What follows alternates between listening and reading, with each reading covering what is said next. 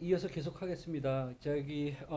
이게 사실은 현재도 계속 이 전환기고 굉장히 많은 혼란들이 있는 환경에 있기 때문에 사실은 같은 의미도 학자들 사이에서 아니면 또 이런 전문가들 사이에서 부르는 이름들이 달라요. 그래서 그런 부분들에 대한 것들이 좀 헷갈릴 수 있는데 헷갈리지 마시고 내용에 좀 집중을 해주시면 좋겠고요. 예, 아까 내가 디지털 세계관의 본질 디지털리즘 중에 거기에서의 이제 유비쿼터스 이런 얘기를 했는데 어렵게 생각하지 마시고 디지털 세계관이 결국 우리가 쉽게 얘기하면 가상 세계 안에서 지금 살고 있는 이것을 얘기하는 것입니다. 그래서 이제 가상 세계라는 것의 아주 본질적인 문제가 뭐냐? 이제 그게 쉽게 얘기하면 거기에 기초가 되는 이 정신계가 바로 유비쿼터스라는 거예요. 중심이 없는, 누구에게 조종받지 않는, 누가 컨트롤하지 않는 모든 사람들이 자유롭게 언제든지 어디에서 다 접속을 통해서 들어와서 그 안에서 새로운 세계관을 만들어가고 사회와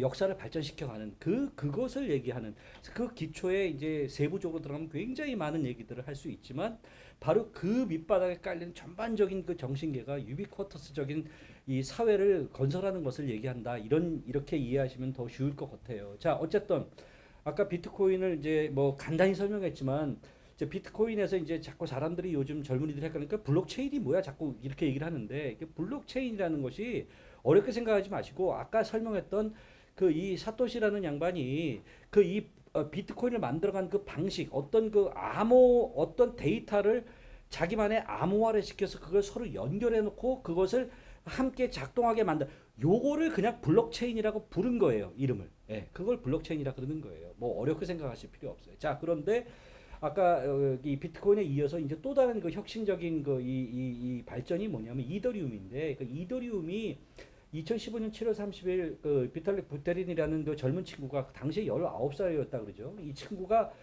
블록체인 기술을 기반으로 이제 이해되셨죠? 암호화시켜서 이걸 기반으로 그 다음 두 번째 스텝에 뭘 만들냐면 스마트 컨트랙이라는 걸 만들었어요. 그럼 이 스마트 컨트랙은 뭐냐? 이거는 SNS를 사용한 블록체인의 화폐의 기록뿐만 아니라 이 화폐의 기록까지가 비트코인이죠. 이 기록뿐만 아니라 거기에 이제 이것을 주고받게 되면 거기서 벌어지는 계약서 그 이외의 추가 정보를 기록할 수 있는 기능을 플러스 알파를 한 거예요. 그러니까 여기에다 이 친구는 이 코인만 넣은 게 아니라 여기에 프로그램도 되고 사진도 되고 모두 되고 이 쉽게 얘기하면은 이 코인이라는 걸로 하나로 딱 만들어 놓은 게 비트코인이면 여기에 코인 말고도 그냥 목소리도 그 모두 이렇게 다 이렇게 모든 것들이 다 들어와서 그 안에서 암호화가 될 수 있도록 확장을 시켰고 그 다음에 플러스 알파로 그것들이 서로 주고받는 P2P 아까 개인 거래 중앙은행을 통하지 않고 비트코인은 왔다 갔다 하잖아요. 그런 것처럼 중앙은행을 통하지 않고 중심을 통하지 않고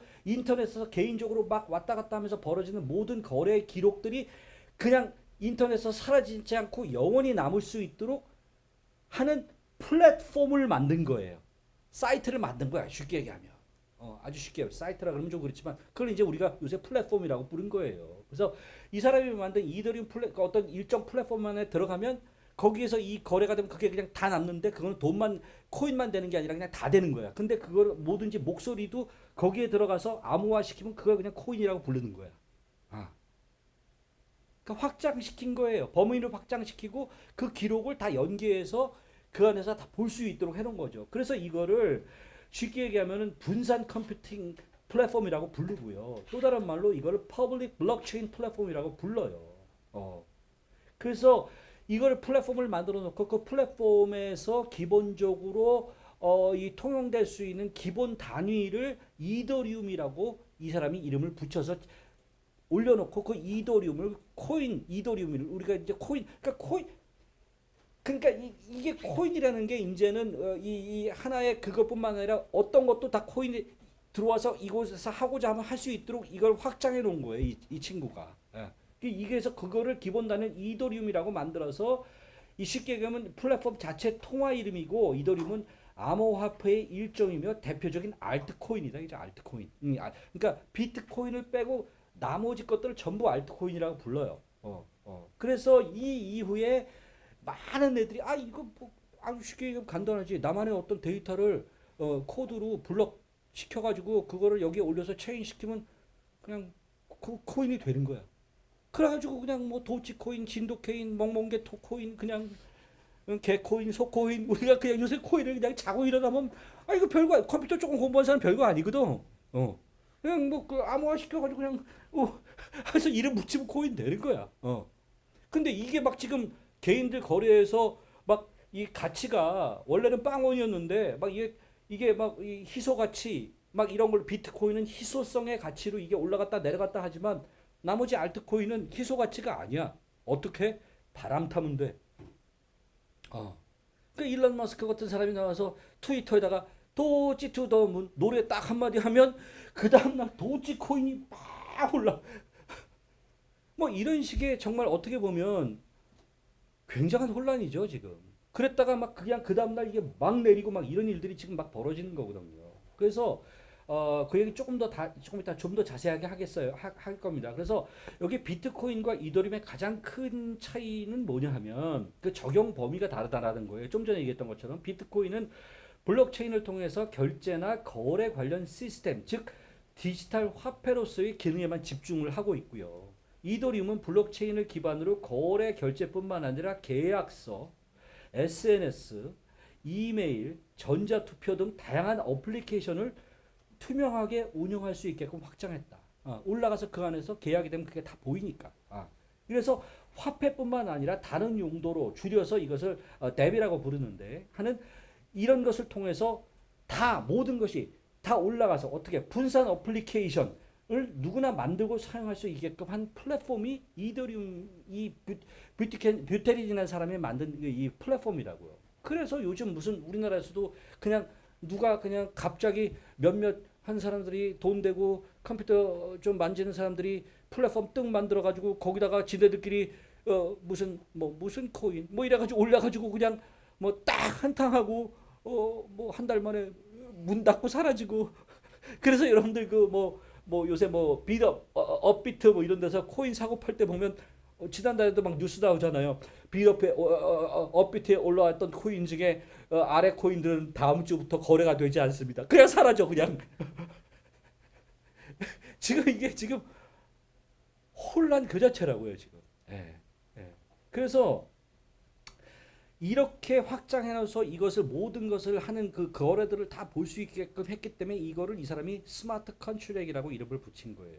그게 스마트 컨트랙이에요. 그래서 이더리움에서 스마트 컨트랙 계약을 처리하기 위해서 모든 형태의 알고리즘을 처리할 수 있는 가상 머신, 이 EVM이라는 가상 머신을 쓰게 되는데 이거는 사람이 막 해서 이렇게 억지로 연결하는 게 아니라 컴퓨터 디지털리티의 기술력을 사용해야 되기 때문에 자기가 데이터들에서 아까 제가 이렇게 올려놓는다 그랬잖아요. 그럼 지네들끼리 막 이렇게 이렇게 연결이 된다 그랬잖아요. 그 연결 방법이 뭐냐면 그거를 제가 지금 연산이라 그러는 거예요. 그걸 왜 연산이라고 부르냐면은 그 기계에 들어가서 기계 스스로 아까 만든다 그랬잖아. 아까 구글에 들어가서 뭘 설치하면 연관 검색어 나오는 것처럼 내가 그걸 내가 거기다 올릴 때 내 데이터를 올리는데 코디체에서 내 데이터를 구글에 올리면서 그 가로 열고 연관 검색어 1번 코디체를 치면은 데이터베이스 페인팅으로 가라. 내가 이렇게 명령을 해놓은 게 아니야. 그냥 치면 지네들끼리 막 연결이 되게끔 이게 이 기계 스스로 그렇게 돌아가는데 이게 뭐냐 하면 그것이 바로 튜링 기계라는 거예요. 이게 튜링이 뭐냐면 여러분들 알다시피 알버트 튜링이라고 영화도 나왔죠. 영화도 나왔어요. 이거 이 양반이 소위 우리가 지금 얘기하는 컴퓨터의 창조자라는 거 아닙니까? 그 영화에 보면 이 사람이 뭐 했어요? 이 알버트 튜링의 영국의 수학자가 뭐 했냐면은 그 당시에 가상 자동 기계라는 거를 만들어냈는데 이게 뭐냐면 영화를 보면 알지만 이 종이에다가 막 자기가 숫자 써가지고 이 종이를 계속 기계 안에서 이렇게 서로 연결되게끔 이렇게 모여서 스택 막 이렇게 이 번호를 막 얹어놓잖아요. 그 영화를 보신 분들은 그 영화 제목이 뭐죠? 나 갑자기 영화 제목이 생각이 안 나네. 마지막에 사과 먹고 죽는 사람. 그 알버트 튜링 그 있잖아요. 몇 년 전에 영화 나와서 그 사람 일대기 영화로 나왔잖아요. 예. 그 양반이 그 마지막에 그 동성연애자로 몰려가지고 그래서 자기가 거기에 좌절해서 맨 마지막 장면 이렇게 사과에다 독을 넣어가지고 독든 사과를 이렇게 놓고 딱 한 입 먹고 자살하잖아요. 그래서 스티브 잡스가 애플사를 만든 거야. 그래서 지금도 애플법이 이렇게 한쪽 깨물어 먹은. 왜냐면 엘버튼이 컴퓨터의 창시자니까. 그 이 사람이 창시한 방법이 뭐냐 하면 그 숫자들의 데이터들을 전부 종이에다 이렇게 적어가지고 기계 안에 돌려서 이렇게 스택을 쌓아가지고 막 연결을 이렇게 막 쌓아놓은 거야, 레이어를. 그래놓고서 그걸 기계로 돌려가지고 거기에서 일정 숫자들이 계산법이 나오게끔 만든 거야. 이 방식이 뭐냐 하면 지금 여러분들이 쓰고 있는 전자 계산기의 기초예요. 예, 예. 어? 2 플러스 2 하면 1 위에 2가 들어가면 2가 더해지면 3이라는 숫자가 나오게끔 계산기가 만들어져 있잖아요. 그게 이게 스택이 쌓이는 거거든 지금. 그 방식을 한 거예요. 그래서 결국에 이 앨버트 튜닝의 기계, 이 기계를 통해서 알고리즘이 만들어진다고. 그래서 결국에 계약을 맺어가면 데이터가 어떻게 스택 구조를 통해서 바이트 코드로 컴파일 과정을 거쳐. 컴파일이 뭐야? 파일들이 이렇게 모여지는 거잖아. 이해되셨죠? 그러니까 그거에 그거 데이터들을 어떠한 연산 방법으로 서로 연결해 놓고 스택을 레이어를 만들어 놓고 그거를 서로 어떻게 하느냐. 그래서 그 결과가 나오는 것 이거란 말이야. 그래서 이더리움의 높은 이런 활용 방식 때문에 결국에 이더리움 이후에 우리가 알고 있는 지금 뭐 개코인, 소코인이 막 그냥 막 오늘도 쏟아져 나온다 얘. 근데 좀 다르죠. 근데 이제 이더리움이 얘기하는 거는 하나의 방식은 뭐냐면 이더리움은 이 플랫폼 안에서 모든 것이 계속 거래들의 기록들이 남다 보니까 거래들의 기록이 계속 남으면 거기에서 뭐가 생겨? 컨센서스가 생기잖아. 거기에서 적정 가치를 만들어낼 수 있다라는 거예요. 이 얘기를 내가 어떤 친구가 물어봐서 이렇게 설명을 했어요. 이거 어렵게 생각하지 마. 내가 10년 전에 우리 집을 1억에 사가지고 내가 10년 만에 친구한테 내 집을 파는데 100억에 날았어. 그때 친구가 깜짝 놀라서 너무 비싸다. 그래가지고 의심스러워가지고서는 동사무소에 가서 등기부 등본을 떼보니까 네가 10년 전에 1억에 샀잖아. 근데 이걸 어떻게 100억 받아? 너 사기꾼 아니야? 우리가 이렇게 들이댈 수 있다.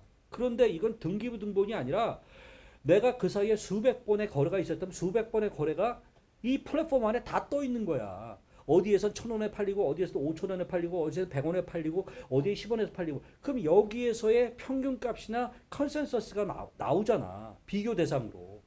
그래서 가치의 정당성을 가지고 올 수 있다라고 주장하는 게 지금 이더리움이란 말이에요.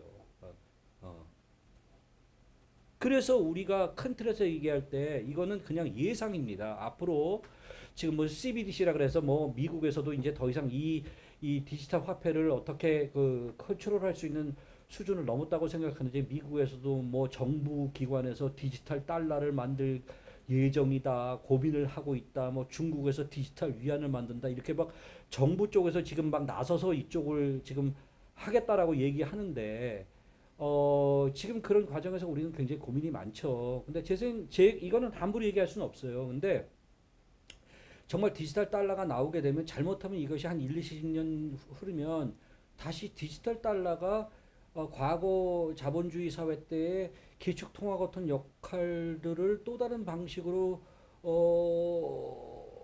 테이크오버해서 우리를 또 조종하게 될지도 모르겠다라는 그런 개인의 의심이 살짝 들기는 해요.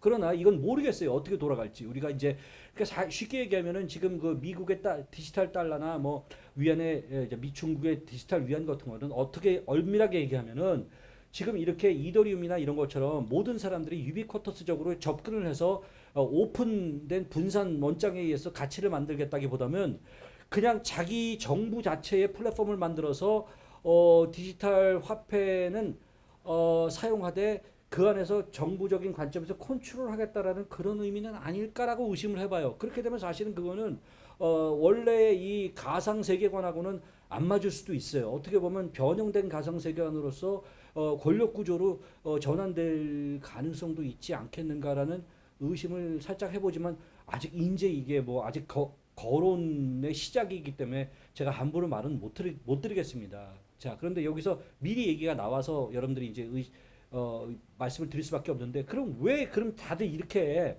이 정부에서도 이렇게 디지털 달러를 지금 얘기들을 왜 나오냐 하면, 간단히 생각해 보세요. 우리가 불과 몇 년 전까지만 해도 전부 지갑에 종이돈을 갖고 다녔습니다. 그런데 갑자기 크레딧 카드라는 게 나왔어요. 다들 초창기에 누가 크레딧 카드 써? 다 지폐 쓰지. 그러면서 몰아가서 야, 이 플라스틱 따위가 무슨 돈이야. 우리가 그랬다고 그 당시에. 뼈 따고 플라스틱이 뭐 이 플라스틱이 이렇게 우리가 비하했지만 솔직히 여러분들 지금 지갑 뒤져보세요. 현찰 몇 푼이나 난다. 나 현찰 안 갖고 다니지 지금 오래됐습니다. 써보니 플라스틱이 편하거든.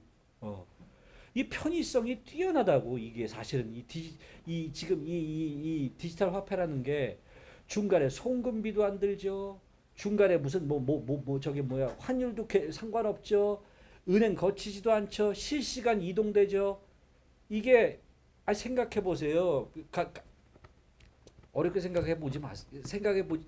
그냥 이건 편의성에 의해서 사람들이 지금 젊은이들은 이거를 지금 투자의 가치로 지금 등장을 하지만 몇 년 후에는 그냥 자연스럽게 지금 은행들도 이런 편의성에 의해서 이것을 부정할 수 없는 사람들도 그때가 올 거라는 거지. 이걸 지금 국가들도 알고 있는 거예요. 그래서 지금 결국에 이런 화폐에서 크레딧 카드에서 어쩌면 이 디지털 컨트롤 그 화폐 쪽으로 이동할 가능성이 아주 뚜렷하게 보이고 있거든요. 예. 예. 어쨌든 그래서 얘기가 나온 거고 자 넘어가겠습니다. 이게 얘기를 한번 자 그러면 NFT는 뭐냐? NFT는 Non-Fungible Token이라는 건 뭐냐? 이게 한국말로 대체 불가능한 토큰 이렇게 번역을 했는데 원본성을 갖는 디지털 자산이에요. 쉽게 얘기하면 이게 뭐냐면 아까도 얘기했던 것처럼 이렇게 유비쿼터스적 세계관에서 이 가상 세계관에서 모든 정보는 공유를 하게 되잖아요. 그런데 사실은 이 모든 사람이 정보를 공유하면 공유는 정말 그 가치가 없는 거잖아요, 사실은. 그리고 이 디지털이 여러분들 알다시피 원본이나 복사본이 똑같잖아요. 누가 원본이야? 누가 박사? 내가 박사학위를 딴 거 하고 내 박사학위 딴 논문을 갖고 있는 이해한 젊은 친구랑 나랑 뭐가 다르냐고 이게 원본과 카피가 여기에서부터 계속 그럼 이 원본에 대한 너무 이 데이터의 이 엄청난 가치를 어떻게 따질 거냐 그거를 해결하기 위해서 태어난 게 NFT예요. 그럼 이거 이제 나중에 말씀드리겠지만 그래서 NFT는 블록체인 기술을 활용해요. 똑같이 비트코인하고 이더리움을 똑같이 활용 그런 방식을 쓰지만 기존 가상 자산과 달리 디지털 자산에 별도의 고유한 인식값을 보유한다는 거예요. 쉽게 하면 너만의 코드를 찍어준다라는 거야. 그럼 코드를 찍어 놓으면 그것이 원본이야. 그 코드가 없는 사람은 카피야. 이렇게 해서 증명하고 거기에서 이것이 사고 그럼 가치는 어떻게 만드냐? 자 원본은 증명을 했어요. 그럼 이제 이건 원본이야. 백날력인데 원본의 가격이 빵원이고 카피의 가격이 빵원이야. 그러면은 둘의 가치가 뭐가 원본이라는 그냥 나는 원본이야. 나 혼자 그냥 박사지. 아무도 박사의 가치를 안. 자 그러니까 이제 가치를 어떻게 하냐? 그러면 이거를 소유권과 판매권, 이력 등에 관한 정보를 어디에 올려? 플랫폼에 올려. 그 플랫폼이 뭐야? 예를 들면 이더리움 같은 거. 지금 우리가 알고 있는 오픈시 이런 플랫폼이 그거거든. 이더리움을 사용하는 이 플랫폼이라고 NFT 플랫폼을 만들었어. 플랫폼을.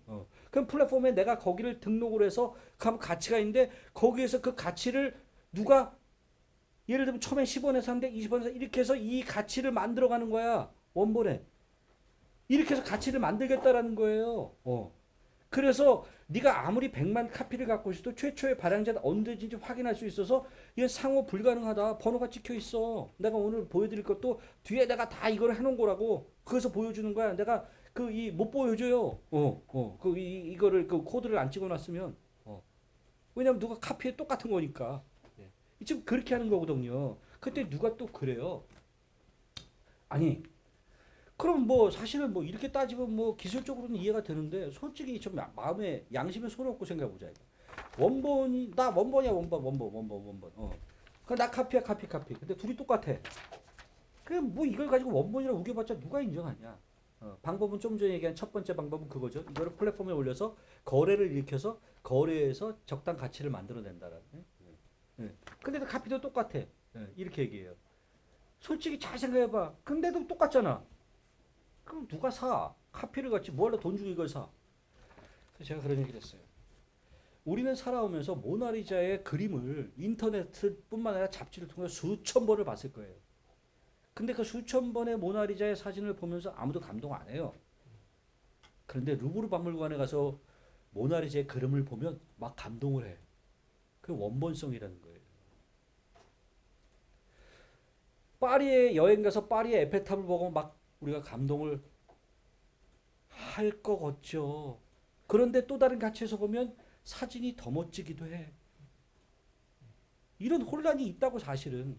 그러나 잘 생각했을 때 원본성이라는 것은 우리가 어떤 컨센서스가 있어요. 그런 쪽으로 지금 이것의 의미를 자꾸 우리들이 인식해 가고 있다라는 얘기예요.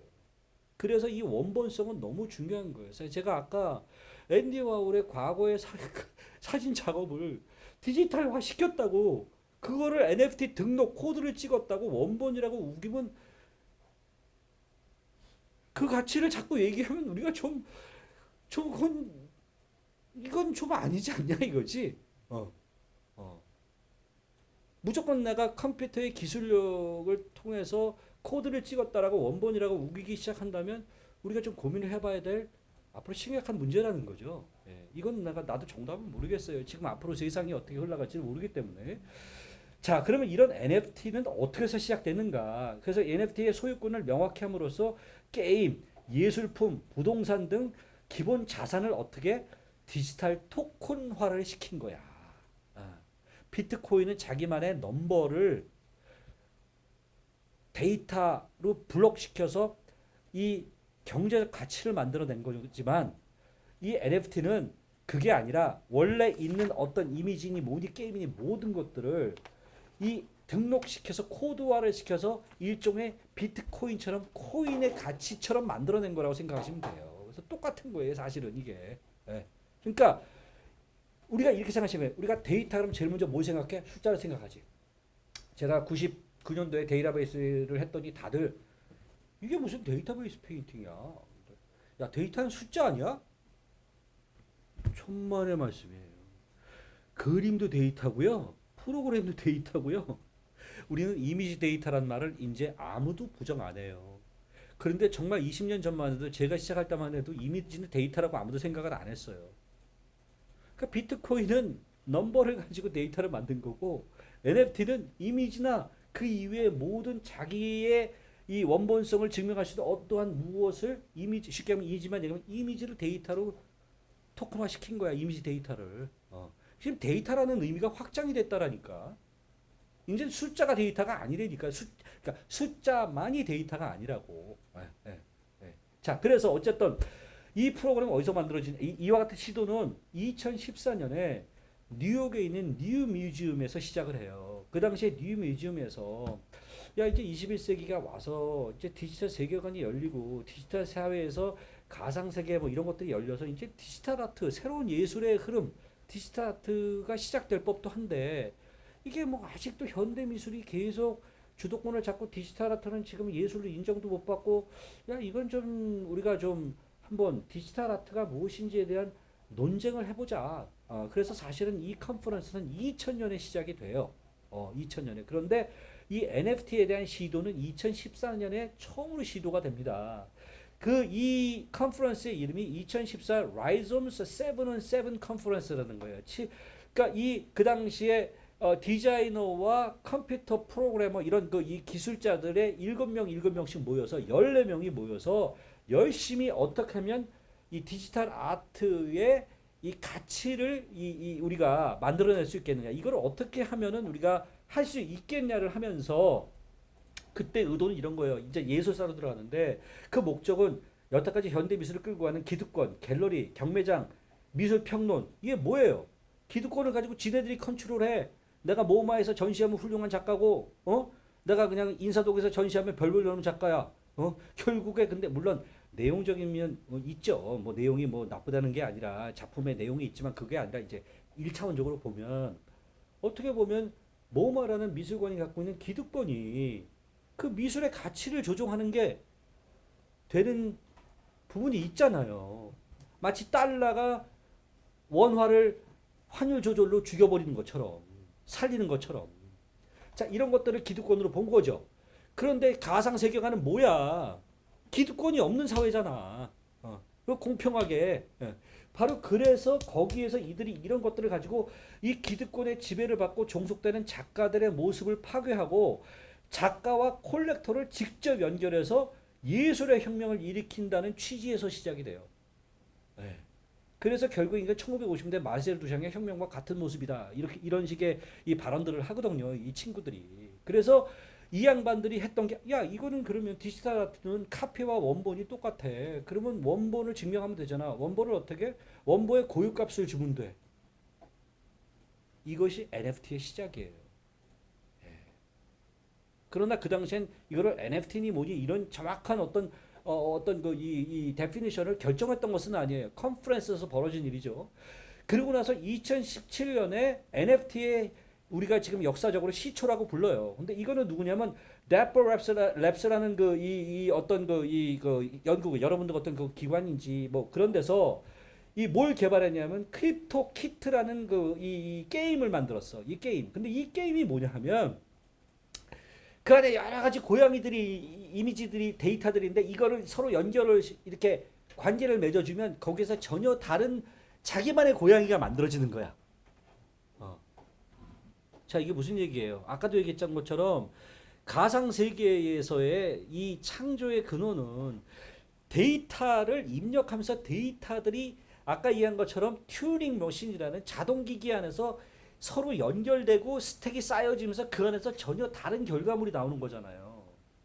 그건 내가 의도한 결과물이야. 내가 내 머릿속에서 상상으로 나오는 게 아니야. 이거는 물론 그걸 완전히 그럼 난 아무 생각도 없이 연기해서 그건 아니죠. 자기가 이건 있겠지만 어쨌든 그렇게 해서 나온 이거를 가지고 지금 우리가 뭐 막 역사를 찾아보면 NFT의 이것이 효시다 이렇게 얘기하거든요. 지금.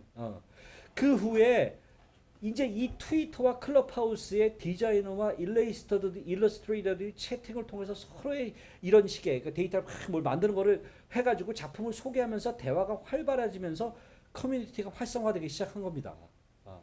그러면서 고유화된 블록들을 플랫폼에서 NFT로 민팅을 해. 그게 이제 오픈시나 이런 데 들어서 민팅하는 거야. 거기는 아까 얘기한 것처럼 그냥 장사꾼들이에요. 그 양반들은 그냥 플랫폼 하나 만들어 놓고 너네들이 들어오면 말이야 그거를 돈을 가스비를 2만 원, 6만 원을 내. 그러면 우리가 그걸 돈을 받고 거기다 인식표를 찍어줄게. 땅. 그리고 이거를 내 플랫폼에 영원히 안 사라지게끔 띄워놓을 거야. 그리고 누구든지 거기에 들어와서 사고 팔 수 있도록 P2P 거래를 하게끔 해줄 거야. 이게 플랫폼이거든요. 그래서 그거 거기에 들어가서 자기 인식표를 찍는 그거를 민팅이라고 불러. 그래서 돈만 내면 민팅하는 거야. 그럼 자기께 되는 거야. 원본성이 되는 거야. 지금 그렇게 일이 벌어지고 있다고요. 근데 그 과정에서 이 젊은 아이들이 이런 사건을 통해서 지금 그냥 디지털리티라는 일부의 일차원적인 이 컴퓨터를 사용했다라는 그 하나의 기록으로 그냥 민팅만 하면 되니까 자율적으로 이렇게 벌어지는 거거든요. 그래서 결국에 이런 일들이 쭉 계속 벌어져 왔어요. 지난 한 10여 년 또 10년까지는 아니지만 쭉 내가 정확한 그 연도수는 모르겠는데 꽤 이때서부터 슬슬 얘네들이 이런 걸 했다고 아이들이. 제 기억에 어렸을 때 제 아들도 그런 얘기해서 아버지 내가 말이야 이거를 뭐 컴퓨터에다 올리면 말이야 누가 산대 정말 팔려왔대 내 친구가 1불에 팔았대 막 이러고 그런 얘기를 내가 들었다고 몇 년 전에. 그래서 내가 뭐냐 그걸 누가 사냐 그러면 그거 올리면 된대 막 이러면서 그런 일들이 있었어요. 그러니까 그런 식으로 쭉 왔는데 아까 얘기한 좀 다시 돌아가겠습니다. 경제 구조가 바뀌었잖아요. 지금 실물 경제에서 가상 경제가 형성이 돼가지고 지금 가상 이 경제를 끌고 가는 뭐 구글, 아마존, 애플 이런 기업들이 지금 경제들을 막 끌고 가잖아요. 예. 그런데 이 젊은이들이 가장 큰 문제가 뭐냐면 테슬라가 이제 직접 내가 어디서 기사 본 자기가 미치겠다라는 거예요. 이제는 옛날처럼 우리나라 물건을 현대자동차를 한국에서 말아서 미국에 배를 타고 수출을 해서 이렇게 보내가지고 거기에서 미국에서 팔고 중간에 환율 해가지고서는 올해 판 거는 내가 1,000원 남았는데 내년에 팔면 5만 원이 남는데 지난해에 판 거는 100만 원이 남았어. 이런 차액 막 벌어지는 거 여러분들 아세요? 현대자동차가 우리나라보다 미국이 훨씬 비쌉니다. 아니야. 미국보다 한국이 훨씬 비쌉니다. 저는 미국에 있을 때 현대차를 굉장히 싸게 샀어요. 예. 그게 환율 때문에 그래요. 근데 이제는 우리가 그런 기업이 아니라 인터넷을 통해서 가상 경제가 벌어지면서 이제 전 세계가 공유하잖아. 내가 이 시간에도 지금 하고자 하면 아마존닷컴에 들어가서 미국 물건을 그냥 산다니까. 옛날엔 미지 하나 살려면 알죠? 얼마나 힘든 줄 알아? 그냥 뭐 사진에서 보면 인터넷 치면 다 나와. 내가 뭐 어디서 이름도 필요 없어. 어디에서 사진을 봤는데 너무너무 이쁜 옷이 있어. 그럼 사진을 클릭해가지고 이미지 검색에다 넣으면 이미지 데이터가 지네들끼리 연산을 통해서 이 이미지를 가지고 상품을 찾아가지고 어느에서는 얼마, 어디에서는 얼마, 어디에서는 얼마, 어디에서 얼마를 다 올려. 알죠, 여러분들? 지금 이거 얘기하는 거예요. 자, 이렇게 되니까 실제로 이 테슬라 같은 사람들이 인도 시장을 진출하기 위해서 인도에서 만들려니까 이 그쪽에서 이 모든 기술 공장을 짓고 뭐 하는데 이게 원자재나 뭐 이런 걸 움직이는데 중간에서 기축 통화로 스탠다드 키 커런시로 막 환율을 조정해 버리면 팔 수가 없는 거예요. 너무 힘든 거예요. 이게 장사 미치는 거예요, 이거. 그럼 어떻게 하면 돼? 가상화폐로 하면 되지.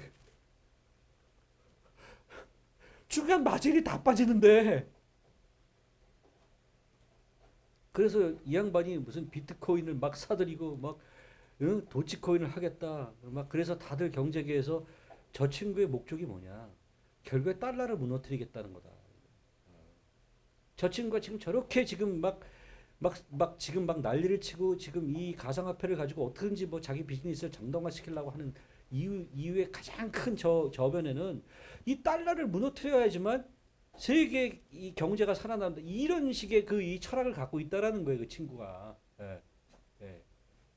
이해되셨죠? 예.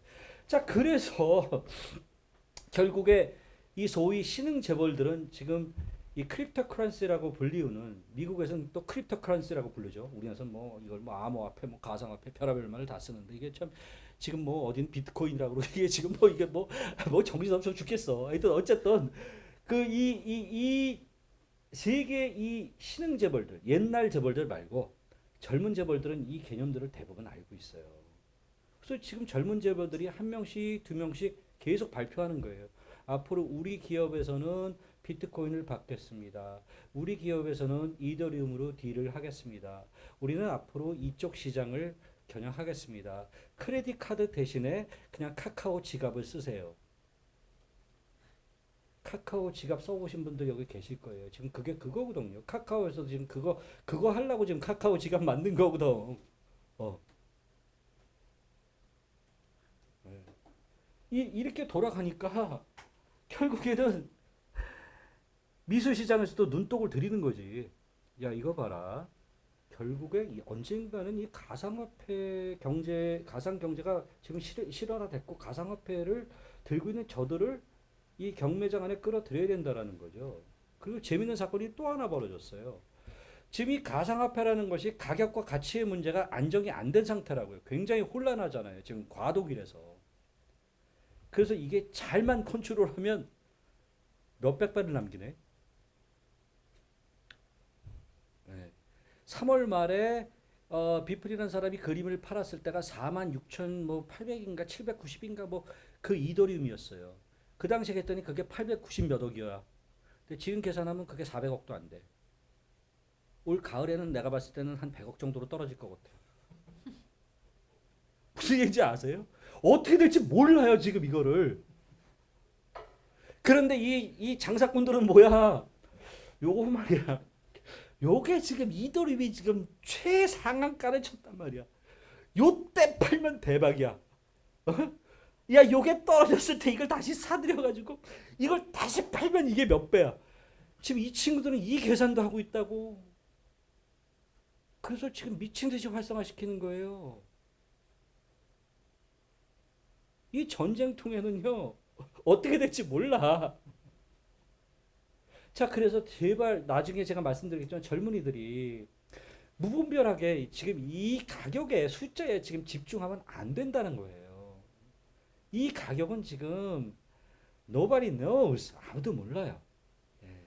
정말 과거에 100년 정도 돌아가서 보면 자동차가 한 대 나왔는데 자동차를 살라고 집 한 채 값을 들고 가야 됐다라는 거예요. 초기에. 근데 나중에 몇 년 있다 한 10여 년 지나서 보니까 그냥 그냥 뭐 뭐 10분의 1로 가격이 떨어지고 가격의 그 기준이 달라져. 스펙 그 넘버가 그 넘버즈의 개념이 달라진다고 이게. 예. 네. 그러면서 그 과정에서 그거 맞추느라고 화폐 개혁이 몇 번씩 일어나잖아요. 아시죠? 예? 내가 구미학교 때는 환이란 단어가 있어서 환 못 들어봤지. 원 그 전이 환이야. 어? 십환이 일원이야. 환 종이돈 환이 있었어. 일환, 이환. 그다음에 원이 나왔다고. 원 없어졌잖아. 환도 없어지고. 화폐 개혁이 몇 번씩 벌어지잖아. 이런 일들이 앞으로 벌어질 거예요. 이 안에서. 그래서 지금 이걸 가지고 섣부르게 기자들이 그냥 넘버스로 환산을 가지고 뭐 다 뭐 난리치고 이러시면 안 된다는 거예요. 거기에 흥분해서 디지털 세계관이 뭔지, 가상 세계관이 뭔지, 디지털 아트에 대한 고민이 뭔지, 그 의미가 뭔지, 가치가 뭔지도 모르고 그냥 NFT에 올라타 가지고 나 얼마에 팔았어, 너 얼마에 샀냐, 뭐가 얼마래, 누구께 얼마래. 제발 그런 대화 좀 please slow down man. 제발 좀 늦춰주세요, 젊은 작가 여러분. 예. 이제는 그런 얘기 대신에 틀림없이 디지털 아트의 시대는 왔고요. 앞으로 이쪽은 굉장히 빠른 속도로 진행이 될 거고요. 그 속도를 줄이는 방법은 우리가 진정된 의미의 작업을 자꾸 보여주면서 정당한 가치를 만들어내는 겁니다. 예. 그 속도를 줄이는 방법은 그거거든요. 일로 가요. 근데 지금처럼 하면 계속 혼란 속에 정말 말 안 되는 너무 어이가 없는 예술을 사랑하고 작품을 하고자 했던 많은 젊은이들의 마음의 상처를 받는 일들이 벌어질 수 있습니다. 예. Anyway, 자 이런 일들이 벌어지니까 그 위에 가격이 매료된 무분별한 디지털 아트는 그냥 판매 전략과 가격에만 얘기를 해. 이 얘기만. 그리고 디지털 아트가 뭔지 아무도 몰라.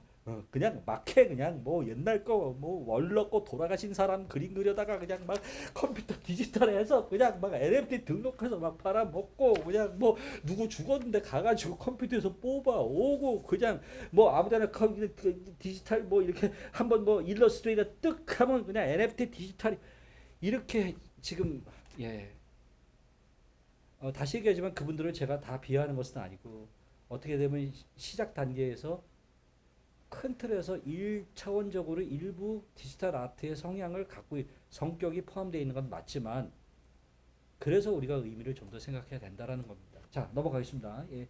자 그래서 자 역사까지 지금 그 우리가 현재까지 벌었던 일을 설명했고 제가 얘기하는 그럼 디지털 아트 리얼리티는 뭐냐? 저는 앞으로 굉장히 많은 발전이 있겠지만 어떤 그 부분의 한 부분으로서 데이터베이스 페인팅을 얘기합니다. 이게 잘 보세요. 이 데이터베이스 페인팅은 제가 1997년에 시작해서 99년에 완성한 작업입니다. 저는 사실 97년에 이 데이터 이 21세기가 온다는 거에 대한 어떤 나름대로의 그 강한 그 이해가 생겨서 굉장히 고민을 했어요. 도대체 가상세계, 디지털 세계관은 뭐고 디지털 아트 뭔가를 대해서 나름대로 여러 가지 책들을 찾아봤죠. 그 당시에 아직은 굉장히 초기에 있는 책들이지만 굉장히 많은 책들을 뭐 그 당시에 뭐 찾아보고 자료들을 보고 하다가 막연하게 그 당시에 막 고민을 했던 게 아까 얘기했던 이게 유비쿼터스 시대를 얘기하는 거구나. 그래서 가상세계가 그래서 매트릭스가 이런 영화가 이 앞으로 이제 나올 수밖에 그러니까 아직 그때는 안 나왔지. 그땐가 2000년에 하여튼 제가 너무 하여튼 다 공부하던 시기라서 그런 거를 막 제가 이제 보게 되면서 근데 그럼 그게 뭐로 시작? 그 데이터로 시작하는 거야 전부. 그래서 이거구나 하고 그런 연구를 하면서도 확실치 않았어요. 정말 이게 어떻게 되는 건지. 근데 99년에 저희 아들이 이 유치원에 입학을 했습니다. 유치원에 입학을 했는데 이 친구가 저랑 그 하루는 그 브롱스에 있는 동물원에 가자 그래서 동물원에 갔죠. 갔는데 거기서 이제 호랑이를 보고 오면서 너무너무 좋아하는 거예요. 그래서 차 타고 오면서 아빠 나는 타이거 is my best favorite. 타이거가 나의 favorite이래. 제일 좋다는 거예요. 타이거 보니까 무섭다. 이빨이 막 그런데 막 타이거 대단하다고 막 흥분을 해서 막 타이거가 이빨 이렇게 생기고 막 이만하고 막 이러고 막 이제 자기가 본 사물을 머릿속에서 막 상상을 하는 거죠. 자기만의 상상력을 발휘해서 자기가 봤던 것들의 어떤 강조점을 가지고 그래서 그런가 보다. 근데 집에 딱 오더니 나 이제 타이거를 그린대. 근데 컴퓨터 앞에 여기 386 컴퓨터 앞에 딱 놨더니 딱 여니까 요게 이제 그 유치원 그 생들한테 가리키는 그 소프트웨어인데 그 학교에 그 유치원에서 가리키는 소프트웨어 이거를 딱 넣고 하더니까 이거를 딱 여니까 그 안에 디지털 그러니까로 된 디지털 이미지 픽셀 같은 디지털 이미지로 돼 있는 호랑이 타이거 치니까 호랑이 이미지들이 쫙 나오고 뭐 정글 이미지가 막 나고 막 그 데이터들이죠. 이미지 데이터들이 쫙 깔리는 거예요. 그러더니 얘가 클릭 다운 클릭 다운 클릭 다운 하더니 이미지를 딱 조합해가지고 레이어를 쫙쫙쫙쫙쫙 얹더니 자기만의 호랑이를 만들어서 쫙 뽑는 거야. 이렇게 만드는 거야. 요렇게 깜짝 놀랐습니다. 그래서 이걸 프린트해서 뽑아가지고 벽에 붙여놓고 아빠 타이거 보라고 막 하루 종일 신나서 저는 굉장한 충격을 받았어요. 얘가 본 타이거는 원래 이렇게 생겼었어.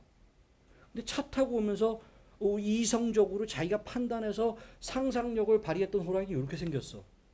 그런데 어쨌든 이 상상력에서 온 호랑이는 자기가 본 호랑이에서 왔어. 근데 여기서 끝이야. 그리고 얘는 컴퓨터에 와서 호랑이를 쳤는데 호랑이는 전혀 다른 거야. 이거에서 온 것도 아니고 이것도 아니고 그냥 픽셀로 그들이 어떻게 한 데이터에 지나지 않아. 이거를 조합했는데 전혀 다른 호랑이가 나와. 이거구나. 내가 책에서 봤던 게 이거구나. 책에서 봤던 게 이거구나.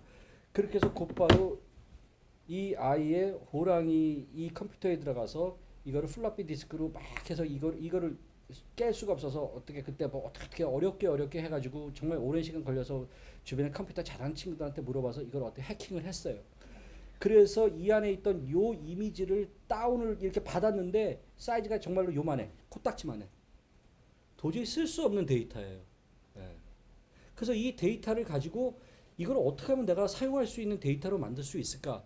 그래서 이거를 확장하기 위해서 그때 뉴욕에 있는 막 여러 가지 컴퓨터 랩들을 돌아다니다가 어떤 랩을 30몇 가에서 자기네들이 그걸 키워줄 수 있을 것 같다.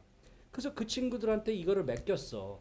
그리고 이 친구들이 하나의 이미지를 이렇게 사용할 수 있는 이 확장된 이 이미지로 바이트를 증폭시키는데 처음에는 정말로 한 일주일 걸렸던 것 같아요. 가져갔더니 뭐 아직 안 됐다 그러고 뭐 며칠 있다 오라 그러고 뭐 좀 더 뭐 이번 주말에 오라 그러고 한 일주일이 걸려서 드디어 이 사이즈를 증폭시켜서 내 컴퓨터에서 쓸 수 있는 사이즈로 확장이 된 거예요. 요렇게 해가지고서는 요 이미지 기본 이미지를 제가 그때 한 정확한 숫자는 제가 기억을 못 하는데 한 몇십 개의 이미지를 내가 이런 식으로 만들었던 것 같아요. 예. 그 다음에 그 이미지를 내 컴퓨터에 입력을 시켜서 바로 여기 멀티플라잉 디퍼런스라는 알제브라 대수학을 썼어요. 이게 여기 사진이 잘 안 보이는데 제가 그 카탈로그 책자에 다 올려놨는데 a 플러스 b 가로 닫고 가로 열고 a 마이너스 b 가로 닫고를 곱하면 a 자승 다시 b 자승이 나와요. 이게 쉽게 얘기하면은 똑같은 방식은 아니지만 A와 B라는 똑같은 이미지를 한쪽에서는 빼고 또 다른 쪽에서 빼서 뺀 것끼리 마이너스를 시키고 이쪽에서 더한 것끼리 마이너스를 시켜서 그 두 개를 결국에 곱한 거죠.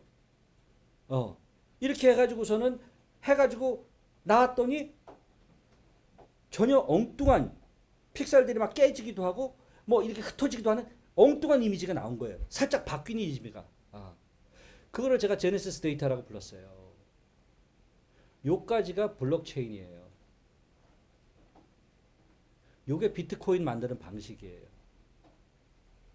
이게 제가 1999년에 이미지 데이터 가지고 만든 방식입니다. 네. 그 내가 나중에 비트코인 나오고 뭐 이래서 내가 사토시보다 조금 빨랐는데 그래서 이제 혼자서 물론 방식은 완전히 다르고 그 친구는 이제 저보다는 컴퓨터 전공자일 것 같아요. 그러니까 뭐 굉장히 복잡한 연식에서 소수 좀 8자리까지 했지만 저는 그렇게 복잡한 방식은 아니지만 어쨌든 이렇게 해서 이미지를 만든 다음에 그 당시에 한참 읽던 책 중에 제럴드 룰리지가 Thousand Plateaus라는 천 개의 고원이라는 책이 있었는데 그 책에서 앞으로 다가올 그 가상 세계관에 대한 정신계에 대한 막연한 어떤 자기만의 지론들이 있었어요. 그게 바로 리좀 방식이라는 게 리좀의 사유라는 거죠. 아까 여기 그 뉴뮤즘에서 2014년에 했던 리좀의 세븐은 세븐 그 얘기거든요. 리좀. 자, 이 리좀이 바로 그 들루지, 제로 들루지한테서 온 내용인데 이 제로 들루지가 얘기했던 이 리좀의 사유가 뭐냐면 이런 거거든요. 제가 그 즐겨는 얘기 못해. 옛날에 그 이 20세기 산업사회, 현대사회의 이 기본의 그 정신계에 흐르면 중심이 있고 발전 단계가 있는 그 이 중앙이 있는 그 이 사유론 체계라는 거예요. 그래서 그 이 나무가 있다면 여기 나무 몸통이 있어. 이게 중심이죠. 거기에서 시간이 지나면서 가지가 나오고 가지가 나온 다음에 거기서 잎사귀가 피고 잎사귀에서 이쪽에서 해가 뜨고 지면서 빨간 사과와 파란 사과가 열린단 말이야. 그래서 이 중심 체계를 가지고 이 서본결, 이 어떤 이 진화되는 과정에서 이 어떤 큰 사과나무를 이루는 이런 중심이 있는 사회관이었다면 우리가 여태까지 몰랐던 거는 이 나무가 쓴 그 밑바닥에 나무를 지탱하는 뿌리의 체계가 있어. 이 뿌리의 체계는 어떻게 해? 욕망을 통해서 끊임없이 흐르고 그것은 중심이었고 그것은 다원적이지만 이론적이고 그것은 중앙 해체적이고 이런 얘기들 쫙 쓴다고요. 물론 이 사람은 컴퓨터 소사이티의 가상 세계를 정확하게 지적해서 얘기한 것은 아니지만 그 세계관이 지금 얘기하면 유비쿼터스적 세계관인 거예요. 그러니까 뿌리는 어떻게 생겼냐면 밑에 이쪽에 물이 있다고 생각하면 다 글로 가. 이쪽에 물이 막 가다가 어떻게 돼? 막 엉겨 서로들. 엉기면 이렇게 덩어리가 생겨. 그거를 과학적 명칭에서 리좀이라 그래요. 욕망을 따라서 막 중심 없이 일체가 해체가 돼서 일체면서 해체야. 하나인데 여러 개. 그러다 펑 터진다는 거예요. 우리가 계획하고 중심을 가지고 이제 봄이 되면 꽃이 피고 여름이 되면 사과가 열리고 이런 세계관이 아니라는 거예요. 이거를 리좀의 사유라고 하는데 이게 유비쿼터스적이라고 얘기를 하거든요. 근데 이것을 그대로 어떻게 보면 아주 어떤 이 가상 세계가 갖고 있는 세계관이 이거랑 똑같아요. 그래서 여러분들 디자인 하시는 분들이 이거를 나중에 아주 이렇게 다운그레이드 시켜서 쉬운 방식으로 이런 사유관을 적용시켜서 만든 게 인터넷이에요. 그래서 인터넷은 어떻게 해요? 옛날의 디자인처럼 여기 뭐 현대 하우스를 짓는다 그러면 여기 딱 뭐 가운데 빌딩을 짓고 앞에 문 뒤에는 뒷문 오른쪽에 들어가서 뭐 수의실 왼쪽에 화장실 그 5층에는 뭐 이런 프로세스를 통해서 가는 게 아니라 이렇게 짓는 게 옛날 디자인할 때 그랬잖아요. 여기 옛날 디자인 하신 분 계신지 모르는데 저는 80년대 초에 디자인을 해봤는데 미국 학교에서 디자인 과목을 들으면 알잖아요. 제일 처음에 뭐 이렇게 그리고 그거를 뭐 어떻게 해가지고 거기를 변형해서 타이포그라피 뭐 이렇게 해서 사각형을 바꿔서 그다음에 스탯을 떠가지고 인쇄소에 가서 그거를 뭐 프린트를 갖고 와서 손으로 오려서 갖다 붙이고 그게 아니야. 그냥 들어가지고 아무거나 데이터를 턱 올리면 그냥 그 안에서 인터넷끼리 막 돌아다녀. 근데 그 안에 구조는 뭐야? 기본적으로 거미줄처럼 엉켜 있어. 그게 뭐야? 웹이야. 그래서 인터넷 디자인하는 사람들을 뭐라고 불러? 웹 디자이너라고 불러. 이게 위점의 사유예요. 그래서 지금 웹 디자인들 하는 일은 뭐예요? 디자인이 아니에요. 웹 스트럭처는 결정돼 있고요. 거기에다가 뭘 해요? 데이터를 그냥 올려놓으면 자기의 그 정보를 올려놓으면 지네들이 알아서 돌아다녀요. 그래서 이건 스스로 움직여서 막 돌아다녀서 내가 3분 전에 이 네이버에서 딱 찾아가지고 어떤 영화배우 사진을 보고 아 좋다 그러고 구글 가서 막 보다가 다시 네이버에 들어와서 보려고 보면 그 사람 못 봐. 어디 갔는지 돌아다녀가지고 어디가 있는지 몰라. 딴 데서 나와. 이게 유비쿼터스적 사유관이라는 거예요. 이게 리좀 사유관이라는 거예요. 이해되셨죠? 얘기하자면 너무나 기회가 많습니다. 네. 그래서 결국에 여기에서는 뭐가 중요해? 거리가 중요하지 않아. 뭐만 필요해? 스피드만 필요해. 왜냐하면 이게 거미줄 거치돼서 이렇게 옛날처럼 이렇게 일직선상으로 달리는 게 아니야. 이렇게 달리기 때문에 어떻게 갈지 몰라. 근데 거기 또 중력이 없네. 무중력 상태야. 그래서 유클리디아 기하학이 적용이 안 돼. 가상세계는 유클리디아 기하학은 기본적으로 중력이 있어야만 평행선이 만들어지고 평행선이 있어야만 그러니까 유클리드의 기초는 뭐예요? A라는 한 점에서 B라는 한 점으로 가는 최단거리는 직선입니다. 예. 그래서 이 직선이 될 수 있는 이유는 밑에서 중력이 땡기고 있기 때문이야. 근데 중력이 없으면 어떻게 돼? A에서 B로 가는 게 직선이 아니라니까. 이렇게 돌아가는 걸 수도 있어. 근데 평행선이 있어야지만 우리의 기본 체계인 구조, 사각형, 삼각형, 마름모, 별표가 만들어지는데 중력도 사라지고 유클리드 기억도 사라져. 그럼 어떻게 돼? 흐르는 대로 가. 물이 흐르는 대로. 그럼 물을 어떻게 흘러? 빨리 물살이 센데 빨리 흐르지. 그 물살이 뭐야? 스피드야. 그 맨날 SK텔레콤에서 써줬다. 스피드 is matter. 속도가 빨라졌습니다. 맨날 속도 얘기하는 게 그 이유예요. 네. 자, 어쨌든 이런 과정들을 통해서 그래서 결국에 여기 지금 너무 작아서 안 보이겠지만 제가 어딘가 제 카탈로그를 구하실 수 있으면 제가 그 이번에 그 카탈로그 이걸 다 크게 프린트 해놨는데요. 이게 그 이 리좀의 사유를 정리해 놓은 거고 그 사유대로 여기에서 여기 A, B, C, D, E, F, G 요것이 뭐냐면 이때 제가 이 연산법을 통해서 만들었던 저만의 데이터, 요 블록된 데이터, 남들이 못하는 저만의 이 블록된 데이터들을 여기에 그 당시에 제가 한 2, 300개를 만들었는데 이거를 전부 여기에 올려놓은 거예요. 그래서 레이어로 계속 연장하는 거예요. 다 이거를 이렇게 하나 깔고 그 위에 깔고 하나 깔고 그 위에 깔고 하나 깔고 그 위에 깔고 깔아서 올라온 것끼리 또 깔고 깔라 이렇게 해서 이 연산을 멀티 레이어링으로 쭉 올린 거죠. 이걸 제가 뭐 구태여 부르면 이걸 스마트 레이어링이라고 부르겠어요. 스마트 레이어링이라고 부릅니다. 예. 이렇게 돼서 이 과정을 통해서 이렇게 돼서 결국에 나온 마지막에 이미지가 이 이미지라는 거예요. 이 호랑이가요 이렇게 바뀌었어요. 이것을 데이터베이스 페인팅이라고 부르는 겁니다. 그래서 제 데이터베이스 페인팅의 이 기본 방식은 저만의 기본 데이터라고 우선 첫 번째 어떤 특정 이유, 국민학교 교육, 저는 유치원의 교육, 그 당시 97년에 교육과정, 99년에 교육과정에서 벌어졌던 최초의 데이터 교육에 대한 그 데이터 이미지라는 것을 설정을 하고 그 이미지들을 끌고 와서 저만의 블록체인 기법으로 99년에 만든 다음에 그것들을 스마트 레이어링 방식을 통해서 이 레이어링을 통해서 마지막 결과물을 이 안에서 리좀의 방식으로 만들어낸 겁니다. 네. 어떻게 보면은 이것은 디지털리즘과 디지털리티를 함께 갖고 있는 작업이라고 보여집니다. 저는 그래서 결국에 99년에 그때 만들어진 이 또 다른 이 데이터베이스 페인팅이 이 작업이고요. 예. 또 이 작업도 99년에 만들어진 작업이고요. 다 지금 이 NFT로 등록을 했죠. 등록을 해서 올라와 있는 작품들이고요. 그 이후에 그 당시엔 NFT라는 게 없었기 때문에 이 작업을 사람들한테 소개하는데 굉장히 어려웠어요. 사람들이 인정도 안 하고 가는 곳곳마다 갤러리다 미술관에서 그 뭐 하는 짓이냐 다들 뭐 이런 뭐 아주 참 힘든 과정도 있었죠. 그래서 어쩔 수 없이 이것을 그 당시에 메쉬라는 플라스틱 캔버스 일종의 저만의 그 플라스틱 캔버스를 선택을 해서 거기에 이렇게 프린트를 해서 이거는 이제 2000년에 최초로 첫 번째 전시죠. 이게 아마 2000년, 예, 정확하게 어느 게 뭔지 지금 헷갈리는데 같은 해예요.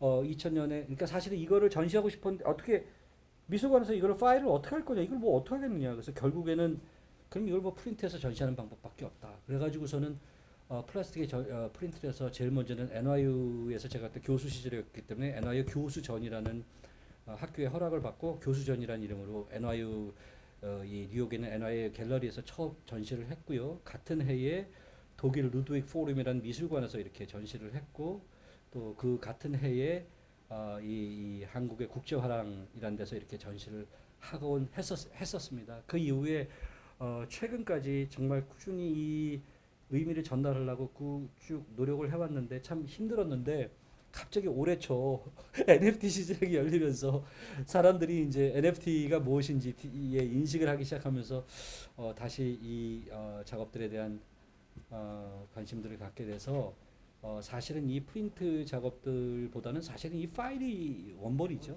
사실은요. 예, 파일이 원본이죠. 그러나 99년에 이런 작업을 했다라는 그 역사적 의미라든지 이런 걸 따졌을 때 사실은 많은 사람들이 이번에 막 신문 기자들이 뭐 제 작업이 무슨 뭐 어마어마한 몇 천억이다 뭐 이래가지고 물론 거기에는 그 예술가로서 제가 아주 그 한국말로 뭐래 다층적 의미의 의도가 있었어요. 어느 것이 먼저고 어느 것이 후라는 것은 없습니다. 그런데 첫 번째로는 요새 이 잘못된 그 이 가치와 가격의 넘버 때문에 젊은이들이 너무 그 이 왜곡된 그 이 그 생각들을 키우는 것 같아서 오케이 너네들이 그렇게 가격을 가지고 이렇게 어 그러니까 제가 이 어떤 작가를 자꾸 인터넷 제가 이게 그냥 강의실 같으면 제가 떠들고 사라지니까 제가 좀 말을 편하게 하겠는데 이게 기록으로 남으니까 또 잘못 얘기했다는 또 어떤 개인의 작가를 뭐 제가 비하하는 것 같이 들릴까봐 참 말이 조심스러운데 예를 들어서 뭐 어떤 A란 작가가 3월에 뭐 1,000억에 가까운 그림이 팔렸어요. 1,000억이라는 숫자는 대단한 거지만 그 사람의 그림의 가치를 보면 정말 우리가 인정할 수 없는 거잖아요. 그런데 아무도 가치를 얘기를 안 해요. 오로지 모든 젊은 작가들이 이 1,000억이라는 숫자에 흥분을 해서 전 세계 미술 시장과 미술계 인사들이 그 얘기만 하고 난리가 났어요. 그래서 저는 다층적 의미로 오케이 가격에 그렇게 너네들을 흔들 수 있다면 내가 가격이 뭔지 보여줄게. 그런 의도에서 어떤 높은 넘버스를 한번 그 넘버가 무슨 의미를 갖고 있느냐라는 것을 아이들한테 그러니까 아이들이 아니라 그 젊은 작가들이 생각할 수 있는 관점의 의미도 포함되어 있었고요. 그보다 더 중요한 의미는 그 비플이라는 작가가 890 뭐 얼마에 팔렸다고 하는데 그 친구는 아까도 얘기했던 것처럼 그 이전까지 여태까지 전시의 기록이 없어요. 그리고 저처럼 뭐 무슨 뭐 이렇게 30년 넘게 작가의 삶을 살면서 무엇을 해오던 친구도 아니에요. 그래서 이제 미술사 쪽으로 그럼 이것이 어떤 연계가 돼서 어떤 의미를 찾을 수 있는가 보면 참 찾을 수 없어요. 어. 그런데 딱 의미는 거기에서 크리스티 경매장에서 계속 강조한 의미는 하나였어요. 기사를 찾아보니까 2012년인가 14년에 최초로 디지털로 그림을 그렸다. 근데 전 1999년에 이거를 그렸어요. 연도로 따져도 제가 자 그렇다면 만약에 여기에서 가치로 따진다면 의미와 가치로 따지면 내가 누구보다 잘났다는 얘기가 아니라 아주 일반적인 상식에서도 의미는 이제부터 연구를 시작해도 제 작업에 대한 의미를 좀 더 큰 비중으로 보는 것이 맞다라고 여겨졌어요. 많은 사람들하고 얘기를 통해서. 자, 그러면 이것이 그냥 비플의 한 번의 해프닝이었다면 그냥 무시할 수 있는데 비플이 그런 경매 기록을 만들고 나서 지금까지도 수개월 동안 많은 이 경매장에서 벌어진 일들을 보면 그 가격을 기초로 다들 가격들이 설정이 되는 것을 볼 수 있어요. 다른 작가들이.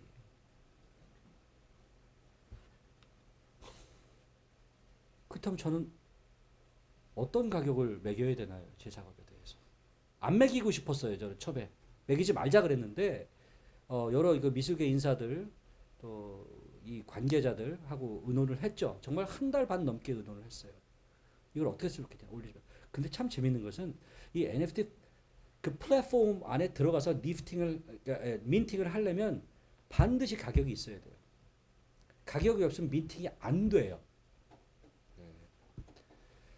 그래서 결론은 오케이 실질적인 숫자는 인식하지 말자.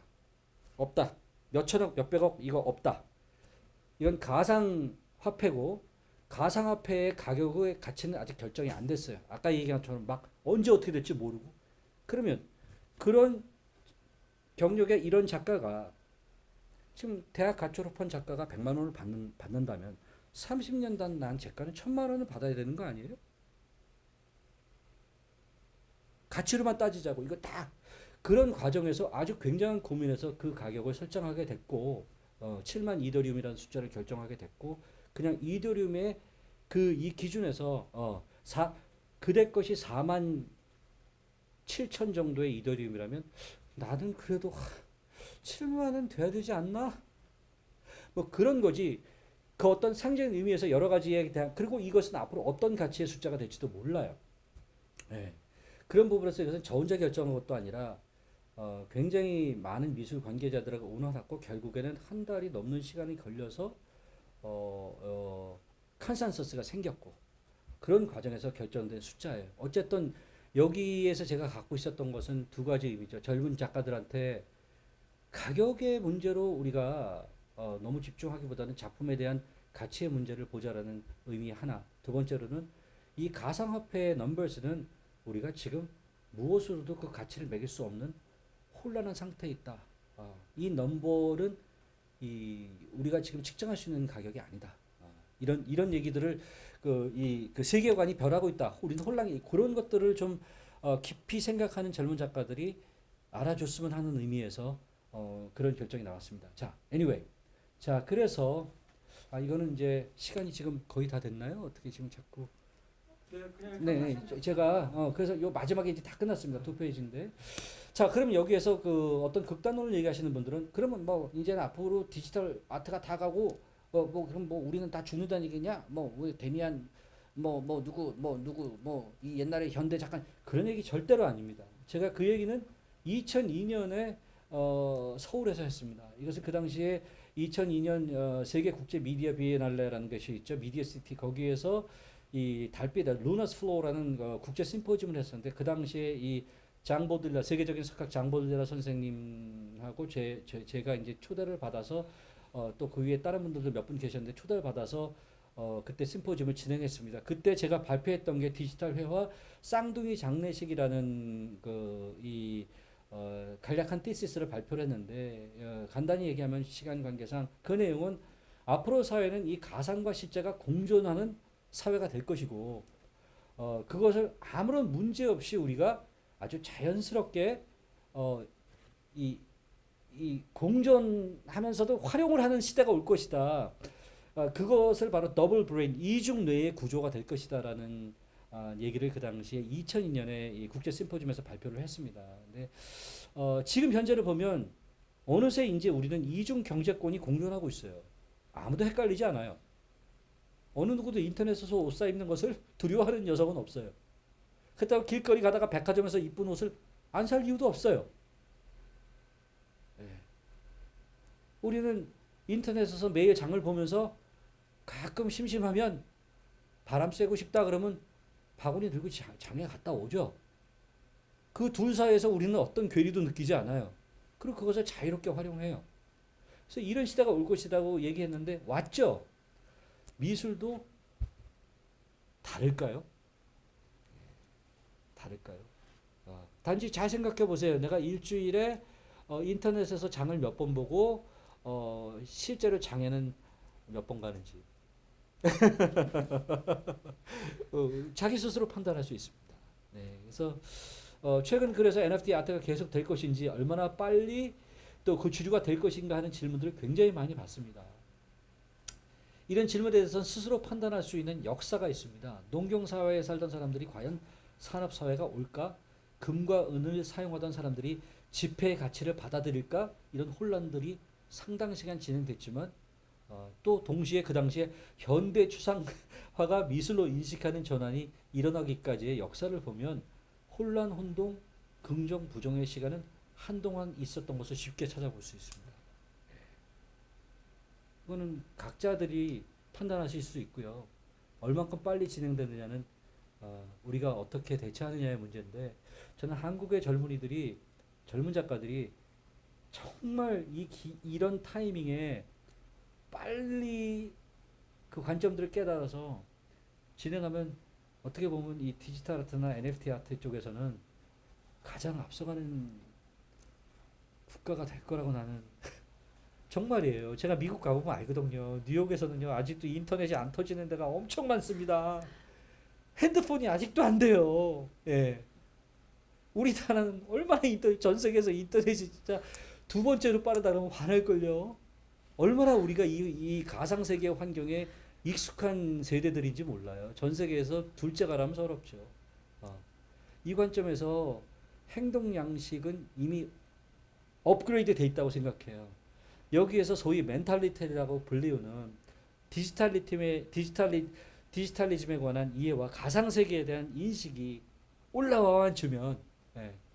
그리고 우리의 천재적인 그런 탤런트를 발휘하기만 하면 또 우리나라 경제가 좀 빠릅니까?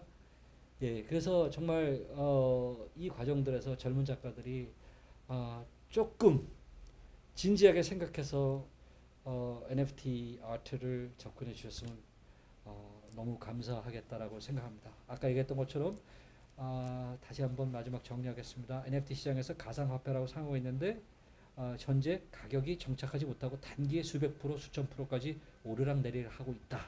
예.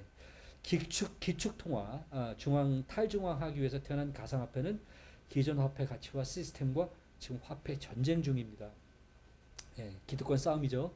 이 전쟁통에는 이 가격이 예측 불가하며 예외적인 기회를 잡는 자들이 생겨날 수밖에 없어요. 어머니들한테 물어보세요. 6.25 때는요, 자고 일어났더니 쌀 가보니까 집 한 채 값이에요. 근데 그 다음날 일어났더니 공짜로 나눠줘. 미군들이 와서. 그 다음날 됐더니 10만 원이야. 하루에도 언제 사느냐에 따라 이런 식이거든요, 지금. 그래서 그러나 이것은 절대로 가치의 문제가 아니에요. 이 가격의 문제는 가치의 문제가 아닙니다. 따라서 앞으로 가상화폐 가격이 더 오를지 내릴지는 우리는 예상하기 어렵지만 머지않은 시간 내에 이 가상화폐와 기축통화의 전쟁이 끝나고요. 바로 평화협정을 맺고요. 이 가격과 가치의 균형을 찾게 될 것입니다. 그래서 그렇기에 NFT 아트 혹은 신세대 작가들이 현재 혼란한 가상화폐 가격에 매료되지 말고요. 디지털 아트의 가치의 문제를 따지는 것이 먼저다. 예, 그렇게 네, 예. 이건 아까도 얘기했던 내용들이지만 뭐 많은 사람들이 질문하는 내용들이라서 그럼 가격과 가치에 대한 예상은 어떤 것이냐? 틀림없이 거래 편의성과 중개비 환율 차익 감소에 따른 가상거래 네트워크의 증가, 즉 쉽게 얘기하면 이더리움 같은 거는요 많이 거래가 왔다 갔다 해서 이 인터넷의 플랫폼에 기록이 많이 남으면 가격이 만들어지는 거예요. 예, 그래서 네트워크가 증가하면 그에 따른 희소성의 영향으로 이 가격이 가치와 균형을 맞추게 될 겁니다. 다시 얘기하면 이메일의 사용량이 증가하면서 통화량이 주는 것처럼. 예, 예, 그래서 또 비트코인은 한정된 숫자이기 때문에 네트워크가 커지면 희소성의 가치를 갖게 되면서 올라갈 거예요. 그러니까 이 가상화폐 가격과 가치가 균형을 맞추는 거는요. 정치적으로는 기축통화와의 이 기득권의 이 눈에 보이지 않는 화폐 전쟁이 있지만 두 번째로는 이 화폐 전쟁 이후에도 평화협정을 맺으면 이 가치의 정당 가치는 어떻게 만들어지냐면 하나는 사용량이고 하나는 희소성이에요. 예, 그래서 이 네트워크의 증가에 따라서 가치 균형을 맞추는 사용량의 균형을 맞추는 건 이더리움이 될 것이고 이 희소성의 문제로 가치가 생기는 것은 이 비트코인 되겠죠. 예, 그 위에 나머지 여러 가지 알트코인은 아직 문제들이 많습니다. 예, 그래서 제가 가격 얘기를 너무 많이 한 것 같은데 정말 시간이 많이 가서 정말 죄송하지만 마지막으로 동영상 딱 여기 3분 몇 초, 4분이 안 되는 것 한번 보여드리고 끝내겠습니다. 그래서 현재까지 제가 앞으로 더 연구할 부분들이 여러분들 저보다도 젊은 세대들이 많이 하셔야겠지만 이 디지털 리듬에 입각한 디지털 리티 쪽에서의 이 현재 디지털 아트의 큰 방향의 한 챕터는 틀림없이 데이터베이스 페인팅이라고 저는 장담 거의 여러분들한테 아주 어드바이스 해드릴 수 있습니다. 장담을 제가 함부로 할 수는 없지만 제가 하는 것이 아니기 때문에 그 이유는 아까 얘기했던 유비쿼터스라는 가상 공간 안에서 벌어지는 일이고요. 기초로 유비쿼터스라는 가상 공간을 이 진행시키기 위한 기초, 이 창조 그것이 만들어져서 그것이 이렇게 이스태블리시 성취돼가는 과정에서의 기초 단위가 데이터고요. 그 데이터가 어떻게 연결되느냐, 레이어링을 하냐, 그게 리조메 방식의 레이어링을 이 아주 기본적인 과정으로 만들어진 게 인터넷이고, 그 과정으로 만들어진 게 비트코인이고, 그 과정으로 만들어진 게 NFT고, 그 프로세스로 만들어진 게 지금 여러분들이 알고 있는 플랫폼이거든요. 그 과정으로 99년에 만들어진 제가 만든 것이 바로 데이터베이스 페인팅입니다. 그래서 그러한 관점에서 아마 앞으로 또 다른 이제 여기에서 더 발전되면 더 섬세해져서 뭐 이제 데이터를 뛰어넘어 데이터의 어떤 세부적인 어떤 얘기도 할 때가 올 거고요. 앞으로 10년, 20년 있으면 또 이 기본적으로 이 데이터라는 건 저는 데이터의 가치를 교육의 데이터에서 가져왔지만 여러분들은 각자 자기가 놓여 있는 곳에서 많은 의미 있는 데이터들을 발견하실 수 있을 겁니다. 그래서 그 데이터를 나만의 데이터로 만들고 그 데이터를 이 가상 세계관 안에서 여러 가지 복잡한 이 관계성을 통해서 AI를 통해서 무엇을 만들어내는 뭐 그런 과정으로 적용시킬 수 있다라고 저는 젊은 작가들한테 얘기를 좀 드리고 싶고요. 그냥 막연한 현대적인 사유를 통해서 예전에 익숙했던 그러니까 그런 생각을 가지고 디지털 펜으로만 그리는 것은 1차원적으로는 어떤 부분은 인정할 수 있으나 우리가 좀 고민을 많이 해봐야 되는 제가 좀 쉬운 예를 들면 농사를 열심히 짓던 농사꾼이 산업사회가 돼서 도시로 왔어. 서울로 시골에서. 그래서 공장에 취직을 했거든요. 그래서 농사를 지을 때 생각하는 자기의 믿음을 가지고 공장에서 일을 하는 거야. 어? 그래서 씨를 뿌려놓고 공장에서 제사를 지내. 얘를 이렇게 한다면 그게 진정한 공장 생활일까요? 예. 마지막에 동영상을 제가 그 강의를 제대로 전달했는지 잘 모르겠고 아직 많이 부족하지만 지금 연구의 시점에 이제 더 깊이 들어가야 되는 아직 그 완전히 익은 열매가 아니니까 제 의미와 의도 그리고 여러분들이 무엇을 해줬으면 하는 나이 많은 그 어떤 교수의 그 개인적인 바람으로 받아주시면 좋겠습니다. 이 동영상은 제가 99년도에 파트너 레이더 즉 아까 얘기했던 우리 아들을 만나서 내가 어떻게 데이터베이스를 하게 됐는지에 관한 동영상을 만들었던 것입니다. 예, 재미있으니까 한번 보시죠.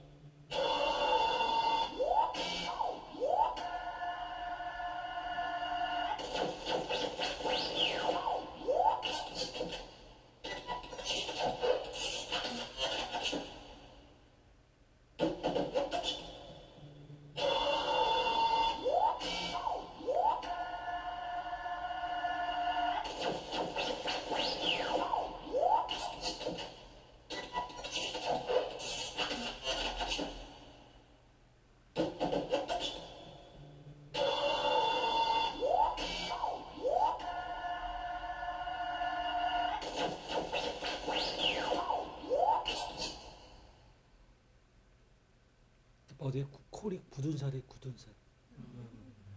네, 연필 계속 여기 굳은 살 생겼는데 얘는 여기.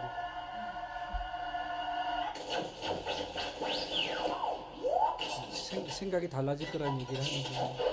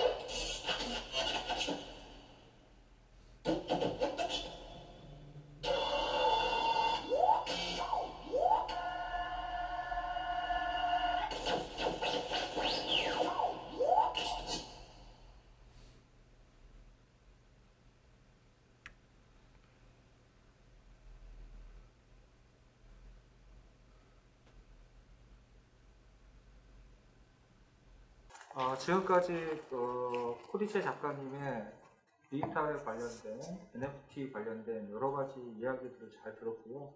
아마 지금 느낌이 어떤 느낌이냐면 이제 그 이론가와 그다음에 작가가 동시에 공존하면서 말씀을 해주신 것 같은 느낌이 들고, 또 이제 아마 저희가 여태까지 굉장히 가상현실에서도 혼돈의 시절이었는데 오늘 그 방향성과 길을 명확하게 잘 잡아주셔서 너무 감사하다는 말씀을 드리고 싶습니다. 특히 오늘 뭐 방송이 좀 고르지 못하고 시스템이 좀 안 좋아서 이렇게 이제 영상으로 아마 우리가 만나게 될 것 같은데, 우리 쿠리체 작가님께 감사의 말씀드리고 또 여러분들께 실시간으로 전송하지 못한 부분에 대해서 죄송하다는 말씀을 드리고 싶습니다. 이것으로 오늘 강연을 마치도록 하겠습니다. 감사합니다.